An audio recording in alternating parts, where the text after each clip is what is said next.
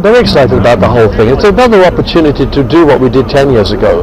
Remember when Brian May played the guitar on that roof? I mean, he must feel fantastic that he'll probably be the only ever guitarist that ever played the national anthem up there.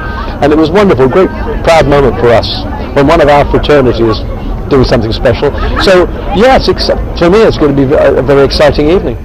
I won't tell you exactly what I'm performing, but I did think it through, and I thought myself, I'm probably the only one who could sing hits from all 6 of the Queen's decades, because I began in the 50s. So I can do hits from the 50s, 60s, 70s, 80s, 90s, and cross over to 2000. So that's what I'm going to do. I guess I didn't think too much of it when I was younger, although I remember when she was crowned, I was living in a council estate in Cheshunt in Hertfordshire, and I remember that day because there was a party, a street party.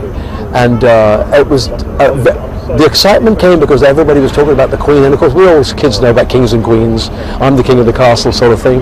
So I remember that day and how exciting it was. But then when my career started and stuff, you were just aware of the Queen being there. It's looking back on it, and when the Queen has had to live through, the family has had to live through a divorce. I don't know that we as the public have any right to partake in a divorce, but Charles and Diana, it was such a sad time. It's always a sad time for couples when things go wrong, and yet they had to deal with it in the public eye. I mean, that would never have happened 50 years ago.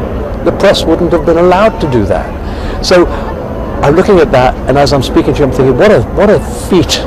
What an achievement for a human being, having taken a vow to serve this country, has continued to do it all the way through with all the flail coming at her and still maintaining that dignity that she has.